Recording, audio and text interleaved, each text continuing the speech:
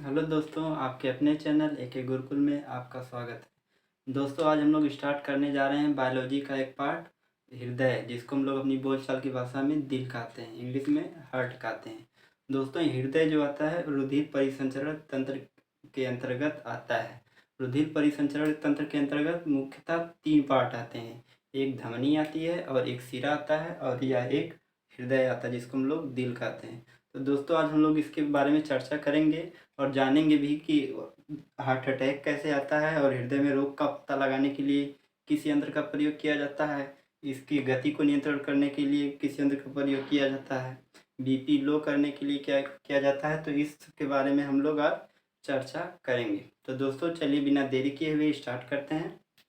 तो दोस्तों, चलिए स्टार्ट करते हैं। दोस्तों, रुधिर परिसंचरण तंत्र का खोज जो सबसे पहले किया था वह विलियम हार्वे ने किया था। विलियम हार्वे ने 1628 ईस्वी में इसको खोजा था। यह ब्रिटेन के रहने वाले थे। दोस्तों, हृदय जो होता है, हृदय के अध्ययन को हम लोग क्या कहते हैं? कार्डियोलॉजिस्ट। जो हृदय स्पेशलिस्ट होता है उसको कार्डियोलॉजिस्ट कहते हैं। दोस्तों, हमारा हृदय जो होता है लगभग 300 ग्राम का होता है। स्त्रियों में यह लगभग 250 से 300 ग्राम का होता है और पुरुषों में जो होता है स्त्रियों की तुलना में वजन जो होता है ज़्यादा होता है। उस पुरुषों में होता है 300 से 350 ग्राम और बच्चों में जो होता है 20 से 25 ग्राम, यानी जो नवजात शिशु जन्म लिए रहते हैं उनके दिल का वजन जो रहता है 20 से 25 ग्राम का होता है। दोस्तों, हमारा हृदय दोस्तों जो है, इसकी लंबाई जो होती है 12 सेंटीमीटर होती है और इसकी चौड़ाई जो होती है 9 सेंटीमीटर होती है और इसकी मोटाई जो होती है 6 सेंटीमीटर होती है। दोस्तों, जो हृदय होता है यह 4 कोष्ठक होता है। हृदय में 4 कोष्ठक होता है। दो ऊपर के 2 होते हैं आलिंद और नीचे के 2 होते हैं निलय। अभी हम लोग एक एक करके हर एक के बारे में चर्चा करेंगे। दोस्तों, चलिए देख लेते हैं पहले इसकी स्थिति के बारे में। इसकी स्थिति के बारे में दोस्तों, जो हमारा हृदय होता है ये हम चेस्ट बना रहे हैं। ये हमारा हो गया पसली। हमारे शरीर में 12 जोड़ी पसलियाँ होती हैं, यानी कि 24 पसलियाँ हमारे शरीर में होती हैं। उन्हीं के बीच में हमारा हृदय स्थित रहता है। इन्हीं के बीच में हमारा हृदय इस प्रकार से स्थित रहता है। दोस्तों, हमारा हृदय जो होता है हमारे बाईं ओर झुका रहता है। जो हमारा चेस्ट रहता है उसके बाईं ओर झुका रहता है। दोस्तों, हमारा हृदय जो होता है, हमारे हृदय में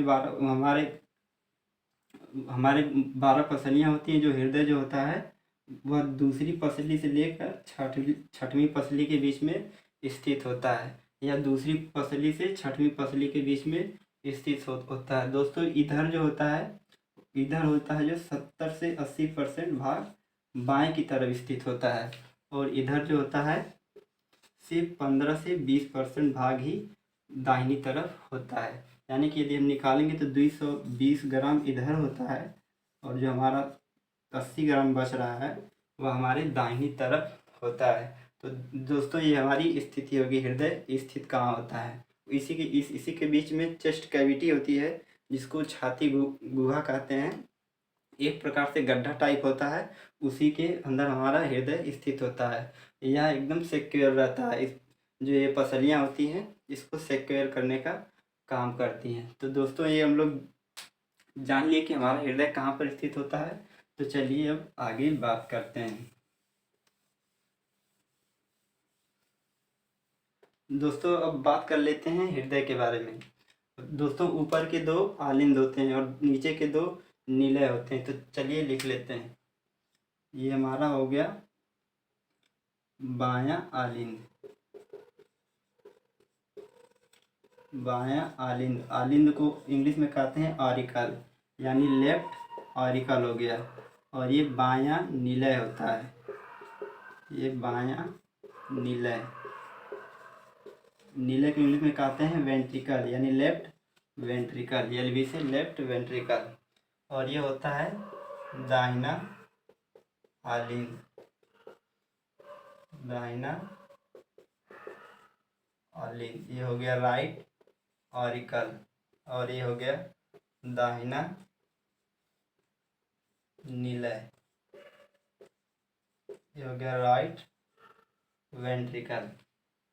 दोस्तों हमारे हृदय जो होता है, हृदय के बाएं भाग में दोस्तों शुद्ध रुधिर रहता है, यानी बायां अलिंद और बायां निलय, इसमें शुद्ध रुधिर रहता है। शुद्ध रुधिर किसे कहते हैं दोस्तों? शुद्ध रुधिर उसमें उसे कहते हैं जिसमें ऑक्सीजन मिला हुआ होता है। जिसमें ऑक्सीजन मिला हुआ होता है वो रुधिर का रंग लाल होता है, और जिसमें ऑक्सीजन नहीं मिला हुआ होता है, CO2 मिला हुआ होता है, उसे अशुद्ध रुधिर कहते हैं। इसका रंग ब्लू कलर का होता है, इसलिए हम ये दोनों कोष्ठक को ब्लू कलर से रंगे और इसको दोनों लाल से रंगे। तो दोस्तों ये होता है, ऊपर के 2 अलिंद होते हैं, नीचे के 2 नीले होते हैं। दोस्तों बायां नीला जो होता है सबसे बड़ा और सबसे मजबूत होता है। परीक्षा में क्वेश्चन पूछता है कि सबसे बड़ा कौन सा कक्ष होता है, तो यह बायां निलय होता है। यह सबसे बड़ा और सबसे मजबूत होता है, क्योंकि यहीं से जो होता है, यहीं से जो प्रेशर पड़ता है और यहीं से रक्त जो होता है महाधमनियों में जाता है, और इधर की मांसपेशियों के बजाय मोटी होती हैं, क्योंकि यही सबसे मजबूत होता है। तो दोस्तों चलिए देखते हैं हमारे हृदय में रक्त कहाँ कहाँ से आता है और किस प्रकार शुद्ध होता है और कैसे जाता है। दोस्तों ये हो गया हमारा दाहिना अलिंद। दाहिने अलिंद में दोस्तों ये होता है सुपीरियर वेना कावा, इसको कहते हैं अग्र महाशिरा, इसको बोलते हैं अग्र महाशिरा, इंग्लिश में कहते हैं सुपीरियर वेना कावा, और ये होता है पश्च महाशिरा। दोस्तों इसके बारे में बता देते हैं कि ये अग्र महाशिरा और पश्च महाशिरा क्या होता है। दोस्तों अग्र महाशिरा जो होता है यह हमारे सीने से ऊपर वाले भाग में जो रक्त रहता है, अशुद्ध रुधिर रहता है जिसमें CO2 मिला हुआ रहता है, वह हमारे दाहिने अलिंद में लेकर आता है। और पश्च महाशिरा जिसको इंग्लिश में इंफीरियर वेना कावा कहते हैं, यह हमारे जो सीने से नीचे का पार्ट होता है वहाँ से अशुद्ध रुधिर को लाकर दाहिने अलिंद में लेकर आता है। दोस्तों शिरा और धमनी, इसके बारे में थोड़ा सा बता देना चाहते हैं। दोस्तों शिरा जो होता है इसमें सिर्फ जो होता है अशुद्ध रुधिर बहता है, यानी जिसमें CO2 मिला हुआ है, कार्बन डाइऑक्साइड। और धमनी किसे कहते हैं? जिसमें शुद्ध रुधिर बहता है और इसमें O2 मिला रहता है, यानी ऑक्सीजन मिला हुआ रहता है। तो धमनी जो होती है हृदय से जो होती है शुद्ध रुधिर को शरीर के विभिन्न भागों तक ले जाती है, उसे शिरा कहते हैं, तो उसे धमनी कहते हैं। शिरा उसे कहते हैं जो शरीर के विभिन्न भागों से सुपीरियर वेना कावा और इंफीरियर वेना कावा के माध्यम से हृदय में लेकर आती है शुद्ध रुधिर को, उसको शिरा कहते हैं। तो दोस्तों शिरा और धमनी के बारे में आप लोग जान गए होंगे। दोस्तों जो धमनी होती है इसमें रक्त का बहाव जो होता है शिरा की तुलना में जो होता है बहुत तेज़ी से बहता है, यानी इसमें बहुत तेज़ी से रक्त प्रवाहित होता है धमनियों में। शिरा में जो होता है उसकी अपेक्षा कम तेज़ी से प्रवाहित होता है। तो दोस्तों ये हो गया धमनी और शिरा के बारे में। दोस्तों परीक्षा में क्वेश्चन पूछता है कि वह धमनी का नाम बताइए जो अशुद्ध रुधिर का परिवहन करती है। धमनी मुख्यतः क्या होता है? शुद्ध रुधिर बहता है, लेकिन वही एक ही धमनी है जो अशुद्ध रुधिर का परिवहन करती है। उस धमनी को क्या कहते हैं? उस धमनी को कहते हैं पल्मोनरी धमनी, पल्मोनरी आर्टरी इसको इंग्लिश में कहते हैं। इसको पल्मोनरी धमनी या फुसफुसीय धमनी कहते हैं। फुसफुसीय धमनी क्यों कहते हैं? क्योंकि यह हृदय से अशुद्ध रक्त को फेफड़े तक लेकर जाता है, इसीलिए इसको पल्मोनरी धमनी या फुसफुसीय शिरा कहते हैं। दोस्तों हमारा हृदय जो होता है यह सिर्फ पंप करने का कार्य करता है, और रक्त को शुद्ध करने का कार्य कौन करता है? फेफड़ा करता है। वह इसमें से CO2 को एब्जॉर्ब करके ऑक्सीजन मिलाकर रक्त को दे देता है, और रक्त इसे पंप करके शरीर के विभिन्न भागों में पहुंचा देता है। दोस्तों इसको रक्त को शरीर के विभिन्न भागों में पहुंचाने में मात्र 23 सेकेंड लगता है। 23 सेकेंड में यह रक्त को शरीर के विभिन्न भागों में पहुंचा देता है। दोस्तों हमारा हृदय जो होता है 1 मिनट में 72 बार धड़कता है। गर्भावस्था के दौरान यह जो होता है 150 बार धड़क जाता है हमारा हृदय। दोस्तों इसकी लंबाई की बात कर लेते हैं। दोस्तों हम लोग चर्चा कर लिए लंबाई के बारे में। तो दोस्तों चलिए देखते हैं इसमें रक्त जो होता है अग्र महाशिरा और पश्च महाशिरा के माध्यम से दाहिने अलिंद में आता है। ये जो दोनों अलिंद होते हैं ये सिर्फ रक्त को ग्रहण करने का कार्य करते हैं और ये पंप करने का कार्य ये दोनों करते हैं। ये इसमें दाहिने अलिंद में जो होता है पश्चिम महाशिरा और अग्र महाशिरा से इसमें रुधिर आने के बाद इसमें एक वाल्व लगा रहता है जिसको हम लोग कहते हैं ट्राइकस्पिड वाल्व। इसको कहते हैं क्या? Tricuspid valve. हिंदी में कहते हैं त्रिकपर्दी कपाट। इसमें जब रक्त आ जाता है तो यहाँ से प्रेशर पड़ता है तो यह वाल्व नीचे की तरफ लगा रहता है। दाब पड़ता है तो यह रक्त खुल जाता है। यह रक्त खुल जाता है तो जो रक्त होता है अशुद्ध रक्त वह हमारा दाहिने नीले में आ जाता है। दाहिने नीले में आने के बाद जब ये नीचे से सिकुड़ता है यानी संकुचन करता है हमारा हृदय तो इसमें प्रेशर पड़ता है। तो इसमें प्रेशर पड़ता है तो यहाँ पर लगी होती है पल्मोनरी आर्टरी यानी फुसफुसी धमनी या पल्मोनरी धमनी। तो यहाँ पर एक वाल्व लगा रहता है, इसको कहते हैं पल्मोनरी वाल्व कहते हैं। पल्मोनरी वाल्व कहते हैं। दोस्तों जब यहाँ से प्रेशर पड़ता है तो यह जो होता है पल्मोनरी वाल्व खुल जाता है और ये जो वाल्व लगा रहता है यह वाल्व बंद हो जाता है। तो अशुद्ध रक्त जो होता है पल्मोनरी आर्टरी के माध्यम से यानी फुसफुसी धमनी के माध्यम से हमारे फेफड़े में रक्त चला जाता है शुद्ध होने के लिए। दोस्तों फेफड़े में जब जाता है रक्त तो वहाँ से CO2 को एब्जॉर्ब कर लिया जाता है और O2 मिला दिया जाता है यानी ऑक्सीजन को मिला दिया जाता है। तो यह जो होता है यह पल्मोनरी वेन के माध्यम से हमारे बाएं अलिंद में आ जाती है। पल्मोनरी वेन या इसको पल्मोनरी शिरा कहते हैं। इसी के माध्यम से हमारे बाएं अलिंद में शुद्ध रुधिर आ जाता है। दोस्तों यहाँ से गया था अशुद्ध रुधिर, वहाँ पर ऑक्सीजन मिलने के बाद शुद्ध रुधिर हो गया तो इसमें इसका रंग लाल हो जाता है, रेड कलर का। फिर दोस्तों यहाँ पर आता है तो यहाँ पर जब रक्त जमा हो जाता है तो यहाँ पर प्रेशर पड़ता है तो यहाँ पर भी एक वाल्व लगा रहता है जिसका नाम होता है बाइकस्पिड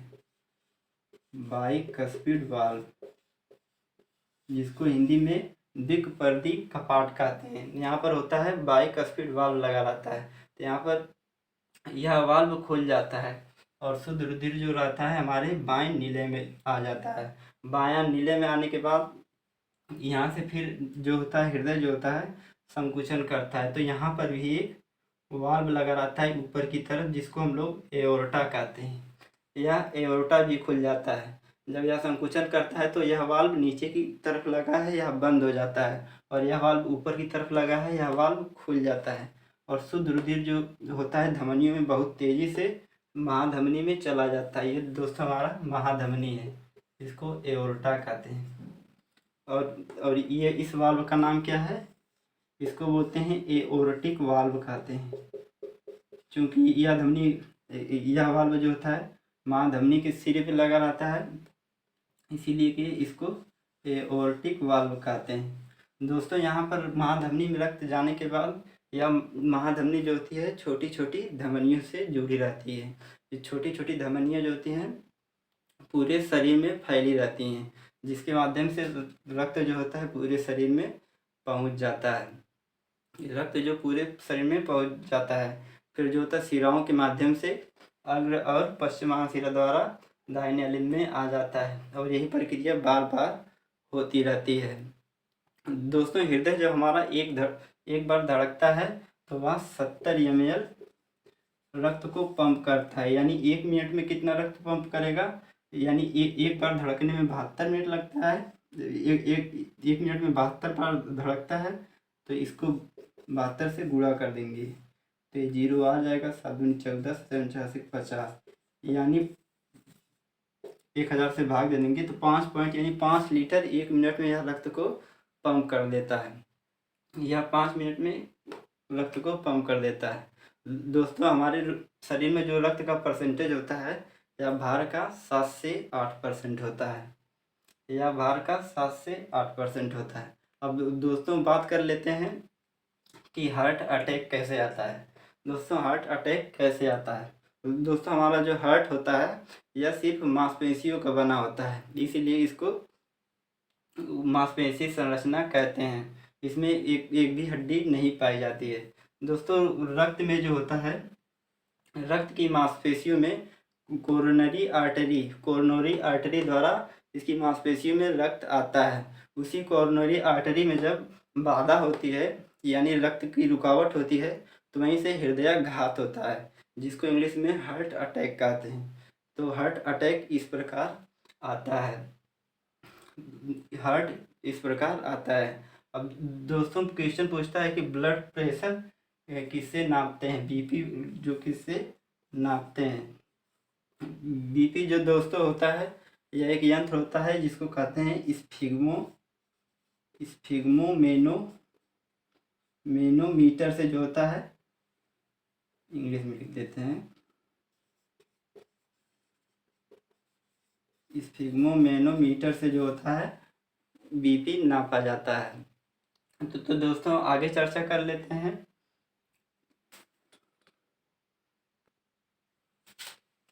दोस्तों आगे बात कर लेते हैं हमारा जो हृदय जो होता है एक झिल्ली से पूरा ढका रहता है, उसको कहते हैं पेरिकार्डियम झिल्ली, उसको कहते हैं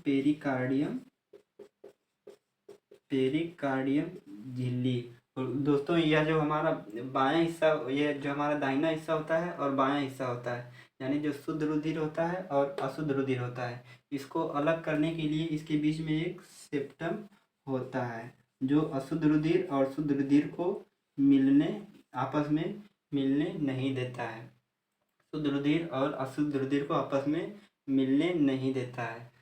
दोस्तों हृदय की गति को नियंत्रण करने के लिए इसमें 2 हार्मोन्स पाए जाते हैं, जिसको कहते हैं, एक हार्मोन थायरॉक्सिन हार्मोन्स पाया जाता है और एक एड्रेनेलिन हार्मोन्स पाया जाता है जो हृदय की गति को नियंत्रित करता है। दोस्तों जो हमारे रक्त में पाया जाता है CO2 पाया जाता है। CO2 जो होता है रक्त के pH मान को कम करके हृदय की गति को बढ़ा